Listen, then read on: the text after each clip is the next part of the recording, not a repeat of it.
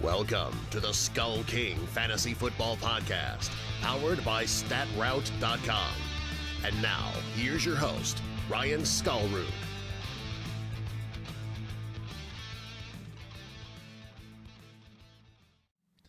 Hello and welcome to another episode of the SkullKing Fantasy Football Podcast. My name is Ryan Skullroot. I am your host, and we've got another great show for you. A couple of announcements to start it off. We'll get into the headlines, and then we will cover the first half of the games for this week. Only two teams on bye. I believe it's just San Francisco and the New York Jets.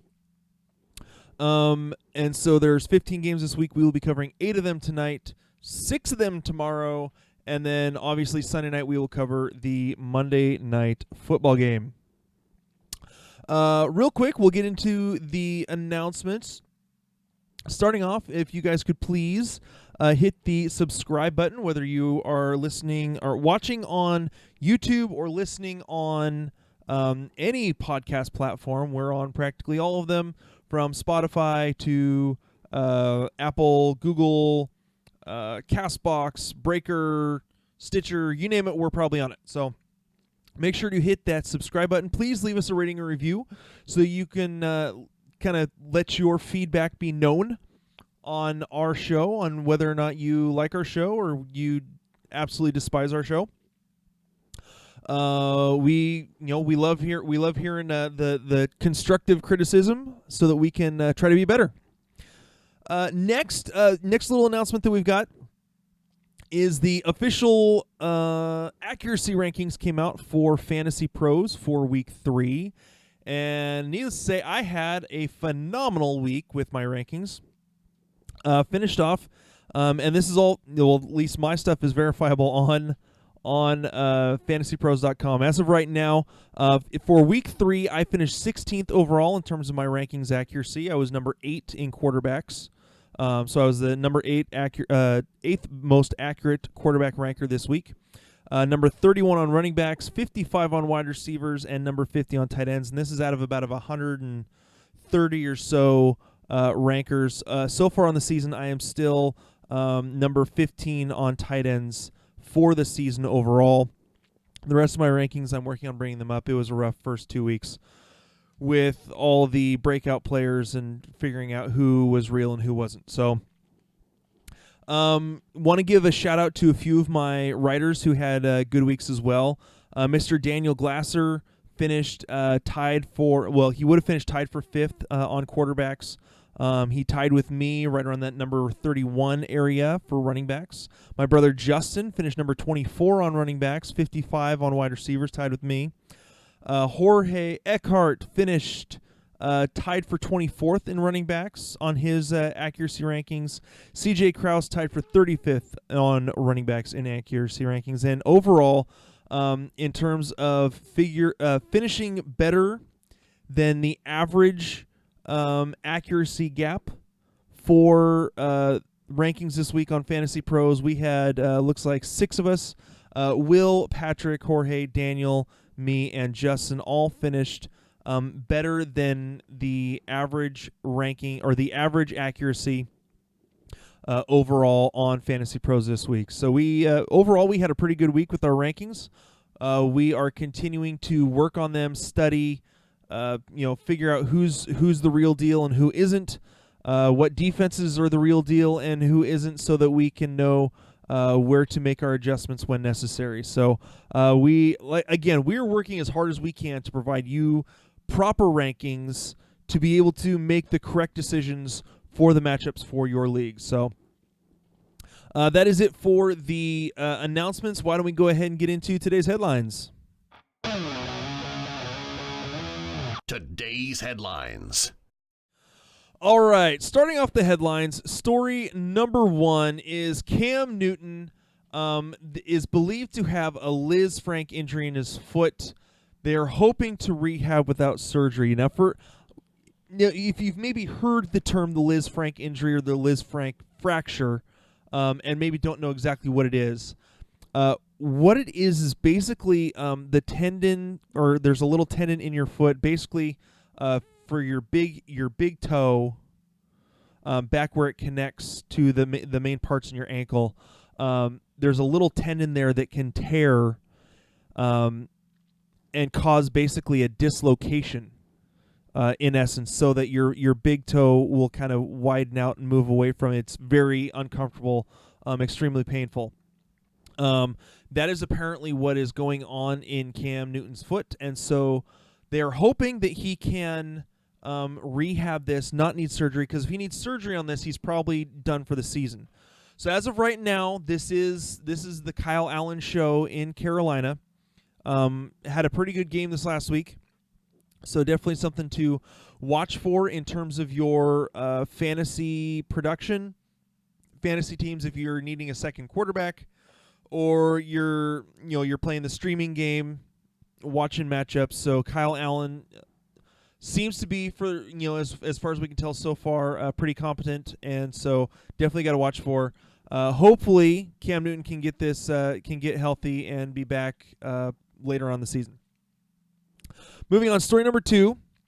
Saquon Barkley underwent testing and was examined on Monday by a team consultant, Dr. Martin O'Malley. He is an ankle specialist at a hospital for special surgery. Barkley is scheduled to see a specialist, Dr. Robert Anderson, on Wednesday for an additional opinion. I'm hoping that the additional opinion is simply just to make sure that this injury, that everything is, this is exactly that they want to, the plan that they've got is correct. I'm hoping that seeking this second opinion isn't because things are worse than we all want it to be and worse than we all hope it is, and that, he may require surgery. We're hoping that's not the case. So just for those of you who have Saquon, hope and pray, hope and pray, hope and pray at this point. So moving on to story number 3. Vance McDonald was seen on Tuesday with his shoulder in a sling. This injury apparently is bad enough that Pittsburgh traded for Seattle's tight end Nick Vannett. I believe they traded a 5th-round pick for Vannett. Vannett has started, I want to say, 16 games over the last 4 years. He's been okay. I think that he could possibly provide a decent amount of production. He's not going to put up Vance McDonald numbers. He has struggled with drops while he's been here in Seattle. So it's a guy that could produce.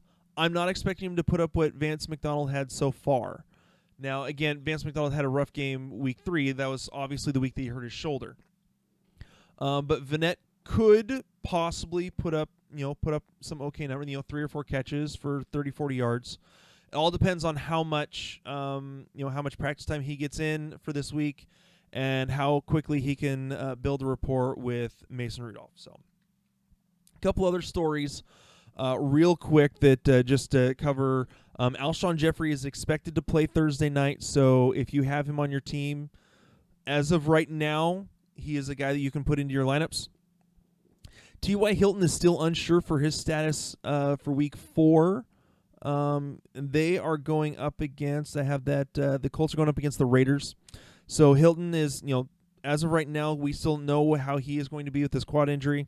The Giants today worked out Benny Cunningham, just trying to add some running back depth to that team after they had already released Paul Perkins. They have Wayne Gallman as their main running back right now. And C.J. Anderson worked out with the Houston Texans. It's kind of interesting. We'll kind of see what that's about and see if he ends up signing with them. So that is it for the headlines. We are going to take just a couple seconds, play a little ad here to help pay the bills, and then we will get right into the previews for this weekend's games. All right, here we go. We're going to start off. We're going to go through 8 games tonight. We'll start off with the Thursday night football game. And go through these, kind of give my thoughts on where I think players are going to end up, where I think that they should be ranked, at least as far as I can tell for right now. We still have the weekend to go for possible injuries, injury updates, anything like that. These things are kind of fluid, basically until game time. So this is kind of my initial reaction of where things could end up for this weekend. But make sure to go to SkullKingFootball.com, check the fantasy rankings tab. That's where we will have our updated rankings for Week 4 as we start getting those input and ready. We should have, all 14 of our writers should have initial rankings up before the Thursday night football game. So, all right, let's go ahead and kick it off. Thursday night football, we have Philadelphia at Green Bay. In terms of Philadelphia, Carson Wentz I see as a low-end quarterback one. His running ability does help him out a little bit. The Green Bay defense has been pretty solid so far, a lot more stout than a lot of people thought they would be. But I still see Carson Wentz possibly putting up low-end quarterback one numbers. Maybe, if it's a little bit of a bad game, I still think that he could put up high-end quarterback two numbers. As far as the running backs go, Jordan Howard and Miles Sanders are really, as of right now, boomer bust running back threes. Green Bay, for the most part, has been able to shut down the run game of most players except for Dalvin Cook. So, as far as the run game goes, I'm not all that hyped about what Philadelphia is going to be able to do Thursday night football. Alshon Jeffrey, I have as far right now as he's playing as a mid to low wide receiver 2. Can put up wide receiver 1 numbers, but safe side, mid wide receiver 2. Aguilar, again, is a wide receiver 3, boomer bust. He was up at a wide receiver 2 range before we found out for sure that Alshon is expected to play Thursday night. And Zach Ertz is a tight end 1. If you have him, you're slotting him in. As far as Green Bay goes, Aaron Rodgers. We talked about this in last night's show that they want to get more targets to Jimmy Graham and to Davante Adams. What that's going to do, if they actually do that, is going to increase the value not only for Davante Adams and Jimmy Graham, but also for Aaron Rodgers, who right now I believe is the quarterback 15 or 16 in fantasy as of right now. I still have him if I think, kind of looking at it, I think he could possibly be a low-end quarterback 1. If you do have, if you're one of those guys that, insists on having 2 quarterbacks on your roster, I would be okay still sitting Aaron Rodgers this week if you have a different option as a better matchup.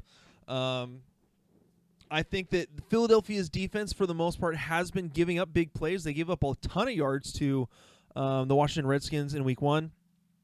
So I think Aaron Rodgers is kind of that back end quarterback 1 and can put up a quarterback 1 week this week. As far as the running backs go, Aaron Jones is a solid running back 2. Jamal Williams I have as a running back 3. Again, we're still seeing how they're going to split up those carries for the running backs.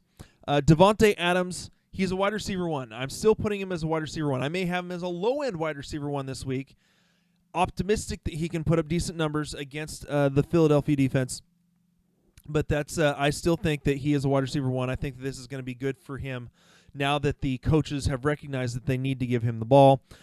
Marquez Valdez-Scantling I have as a boomer bust wide receiver 3. Jimmy Graham, even if they get him more targets, I still have him as a tight end 2 that can put up tight end 1 numbers if he gets in the end zone. Otherwise, he is just a tight end 2. That's where he's at this point in his career. Moving on to the next game, Tennessee Titans at the Atlanta Falcons. Mariota is a quarterback 2, low-end quarterback 2. I do not want him starting in any of my leagues. Even in Superflex, I do not want Marcus Mariota. I had the opportunity to trade for him in a 16-team Superflex league and didn't because I don't want Mariota. I would rather have a wide receiver in that position in a full-point PPR 16-team Superflex. Derrick Henry, as of right now, I have him as a mid to low running back 2. Just have not been able to really trust how much production he is going to put up. Really, he's had a big break-off play that salvaged a couple of his weeks. Last week was not all that great. So I still have him as a running back 2. As I dig into the numbers a little bit more for Atlanta, I may move him up into a low-end running back 1. Again, I still just don't know if I can trust Derrick Henry's production. As far as the wide receivers, Corey Davis and A.J. Brown, I have both of them as wide receiver 4s. As long as Mariota is the quarterback, neither one of them are going to be consistent fantasy options, and I do not trust them. If I have them on my team, I only want them on my bench right now. Darren Delaney Walker is a tight end 1. He is Mariota's number 1 target. As far as Atlanta goes, I have Matt Ryan as a low-end quarterback 1. Tennessee has been pretty okay against quarterbacks, so I still think that Ryan can put up quarterback 1 numbers this week, especially being at home.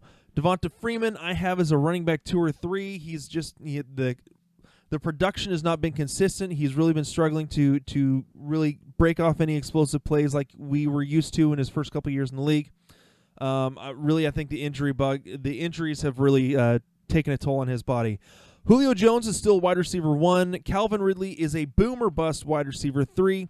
We have seen how that's gone back and forth. High wide receiver 2 numbers and 1 catch for 6 yards on 1 target. He's going to go back and forth. That's what you get with Calvin Ridley.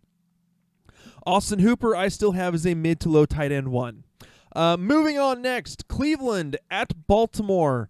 Baker Mayfield, who many drafted as the number 3, 4, or 5 quarterback in their fantasy drafts. He is a quarterback 2, period. He is a quarterback 2. And against the Baltimore defense, I don't see it getting any better. He is a mid to low quarterback 2 for me this week. Nick Chubb. The Baltimore defense has been okay against the running game. Nick Chubb, I still believe, is a mid running back 2 this week, especially if they continue to actually work in the run game and use Nick Chubb in dump-off passes, especially if they no longer have David Njoku. Chubb in half-point and full-point PPR can put up running back 2 numbers. OBJ, I have him on that wide receiver 1/2 mark because he can break off explosive plays. Jarvis Landry, I have him as a wide receiver 3 or 4. He is barely a flex play for me right now. I have a 14-team flex. He is not starting for me. 2 wide receivers, 2 flex plays. He is still not starting for me in a 14-team league. As far as Baltimore goes, Lamar Jackson, he is a quarterback 1. Even against this defense, it's his running ability that helps improve those numbers. So it's not just his passing, it's his ability to run and score using his legs that still has him as a quarterback 1, even against a pretty good Cleveland defense. Mark Ingram, I have as a low-end running back 1. Marquise Brown, I have right now still wide receiver 2/3. I think it's still that boomer bust with Marquise Brown. It all depends on how the Cleveland defense is playing. We did see that they had 2 DBs that were struggling or injured last week. Look what what Cooper Kupp did to them.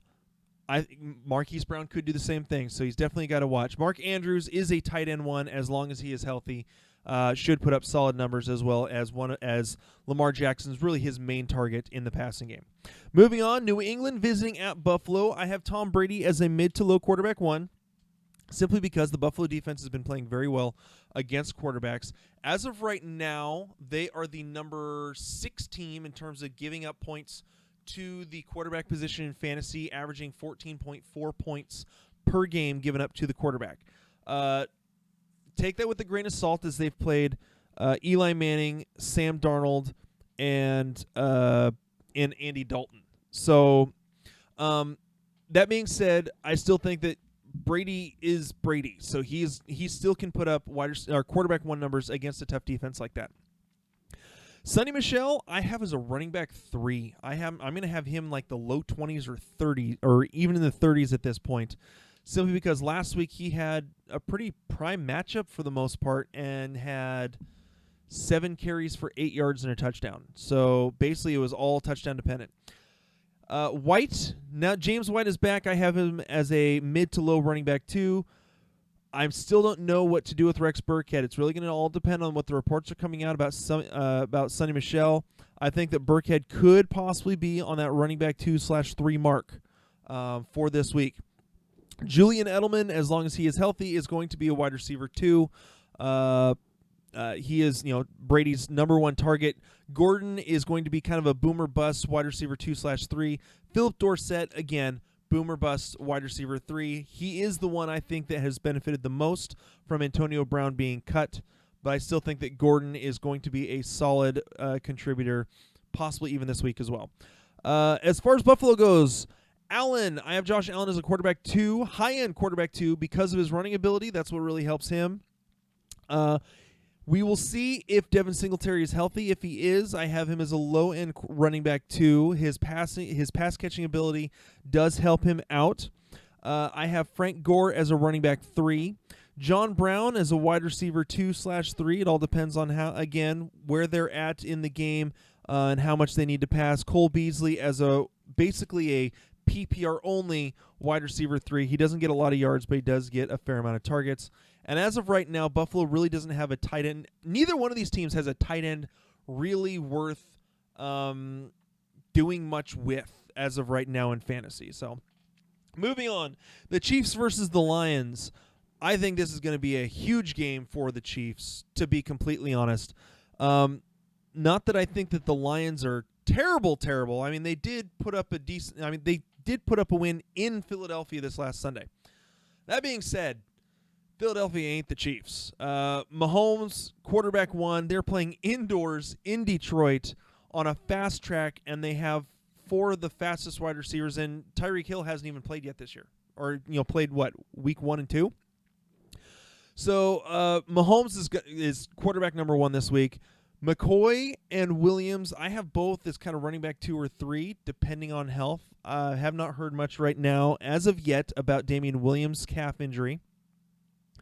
McCoy played pretty well on a bum ankle this last week when he could barely even walk into the stadium. So I refuse to count him out as of yet. Watkins I have as a low-end wide receiver 1, high-end wide receiver 2. Mecole Hardman and Demarcus Robinson, I have both as wide receiver, kind of that wide receiver 2 to 3, right around that 20 to 20 or 18 to 23 mark is right about where I'm going to have both of them, because both of them can have explosive games. Travis Kelce is, again, he's always going to be the tight end 1. I know right now he's right around tight end 9 or 10 in terms of production so far. I'm not worried about that. He's going to have better games. Matthew Stafford, because of them possibly having to play catch-up, I think that Stafford can put up quarterback 1 numbers. I think I have him on the back end of quarterback 1, high-end quarterback 2. Kerryon Johnson, the Chiefs have given up an okay amount on the ground. Think Mark Ingram last week had 3 touchdowns. So Kerryon I have as a solid running back 2. Galladay I have as a wide receiver 2. Jones is a wide receiver 2/3. I think that both of them could get a decent amount of work in the pass game, especially if the Chiefs go up big and they need to throw the ball around a lot. Hawkinson, he is still a tight end 2. I understand he had that massive game week 1. I will say it again over and over and over. Until he produces on a regular basis, I am only going to have him as a mid tight end 2, right around that 14 to 16 mark. That's where he's going to stay until he can prove that we can put up solid numbers over and over again. Moving on, the Panthers at the Texans. Kyle Allen I have as a quarterback 2, solid quarterback 2. Texans have been okay against the pass, not great. They have given up a bunch of yards. Just look at this last week. Keenan Allen had 180-some yards and 2 touchdowns. So I still think that Kyle Allen could put up very good numbers against this Texans defense. Christian McCaffrey, he's a running back 1, no questions asked. DJ Moore, I have as a wide receiver 2.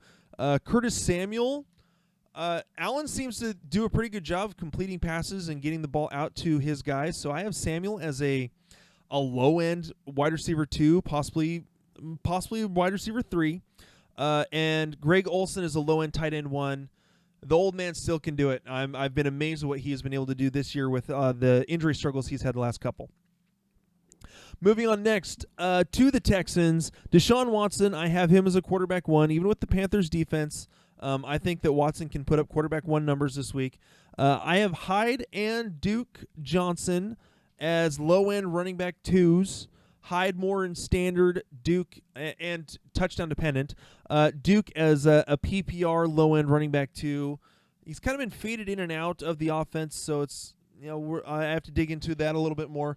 DeAndre Hopkins I have as a wide receiver 1. Obviously, Fuller as a boom or bust wide receiver 3. That's just what he is. It's what he is every week.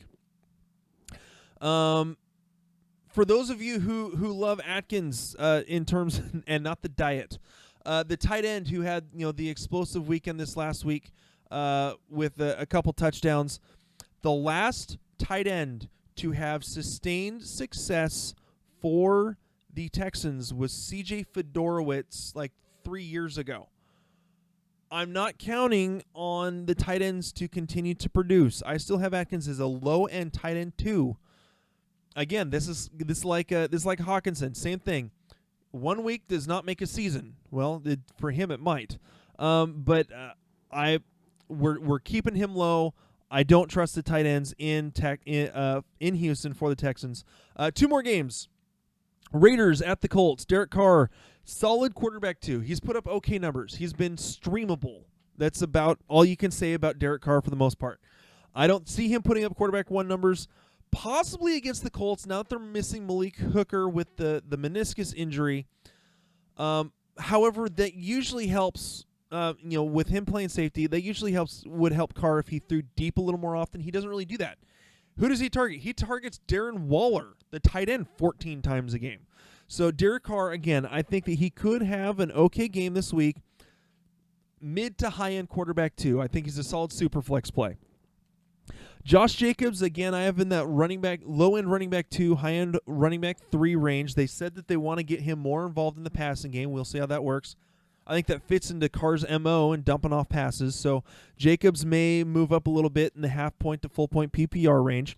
Tyrell Williams, I have on the cusp of that wide receiver 2 or 3 range. Darren Waller is a tight end 1 simply based on volume. As far as the Colts go, Jacoby Brissett, he is playing pretty darn good. He can run the ball as well as throw it around. I have him, again, on that QB 10 to 13 range, so low quarterback 1, high-end quarterback 2. Marlon Mack is a running back 2. T.Y. Hilton, this is where we're starting to get into some interesting territory with the Colts. If Hilton doesn't play, you would think Paris Campbell is kind of the guy that would fill in. He's the same type of receiver, but also can do some stuff inside and work in the slot. While Paris Campbell could be the guy to really have a big game if Hilton is unavailable, the thing to look out for is that it may not be, here, let me pull up the stats real quick. Here we go. It may not be Campbell that ends up having the big game. It could possibly be Deion Kane. It also could be Zach Pascal or Charlie Rogers. Right now, they're all kind of, all four of those guys, for me, are more wide receiver 4s. I think that it could mean more for, if Hilton misses, it could mean a little more for Ebron and Doyle. I still have them as mid to high tight end 2s, both of them. But again, if Hilton plays, he's a wide receiver 2. Just his ability, that's what he can do. But with the quad injury, he could miss. Paris Campbell bumps up to a boomer bust wide receiver 3, in my opinion. Kane, Pascal, Rogers, boomer bust wide receiver 4s. More dart throws because you don't know who's actually going to get the work. Moving on, final game in this episode. The Chargers versus the Dolphins. Rivers I have on that quarterback 1/2. I know where they're playing the Dolphins. They're playing an absolute garbage team. So it's possible that Phillip Rivers puts up quarterback 1 numbers. My hesitancy is that in positive matchups for him, he's done okay, but it's really been all throwing to one guy. It's just been throwing to Keenan Allen with a little bit of work to Williams, and hasn't been enough scoring really to put up solid quarterback 1 numbers. That's why for me he's more on the back end of the tight end or the quarterback 1, even against the Dolphins. Eckler is going to be a running back 1. I have Jackson. I talked about this in the waiver wire show. I have Jackson as a possible running back 3 with upside, simply because if you look at what happened last week, Dallas got up to the point where they pulled Zeke. They were up by enough. They started giving a whole bunch of work to Tony Pollard. I think the same thing could happen with the Dolphins, where after the Chargers get up enough, which should happen against a crappy Dolphins team, if they get up enough, they may pull Eckler and give Jackson a whole bunch of work. So if you're in a really deep league and you need a deep flex play, Jackson may be your guy right there. So he is a guy that I'm looking at. I have him on one team, on a 14 league team. So Jackson, I think, is a possibility as a running back 3 with some upside. Keenum obviously is a wide receiver 1. Williams I have as a wide receiver 2/3. No tight end to speak of in this game. And as for the Dolphins, Rosen is a low-end quarterback 2, possibly quarterback 3. I'll have him in like my bottom 5 quarterbacks for this week. And Kenyon Drake might put up running back 3 numbers. Maybe. I'm not seeing a whole bunch of hope for anyone in terms of fantasy for the Dolphins this year as they continue to suck for Tua, or however you want to call it. That's kind of my opinion on that. So that is it for this episode. That we've got through all the game, or through the first 8 games. We will cover 6 of them tomorrow. I don't know if Justin will be on tomorrow. If he is, we will be playing Pick 'em and Stick 'em again, and so we'll kind of play it by ear for tomorrow night. I want to thank you guys for taking the time to listen to the SkullKing Fantasy Football Podcast. It's been a blast doing this so far this year. Looking forward to just continuing through the season now that we are almost a quarter of the way through the fantasy season. We thank you guys for listening. Make sure, again, hit that subscribe button. Leave us a rating or review. My name is Ryan Skulder. This has been the SkullKing Fantasy Football Podcast, and we will talk to you guys later. Hey, SkullKing Nation. Thank you for listening to the SkullKing Football Podcast. Did you like this episode? If so, be sure to go to iTunes, Stitcher, Google Play, and YouTube to subscribe. Also, please leave us a rating and reviews to let us know how we can better help you rule your leagues.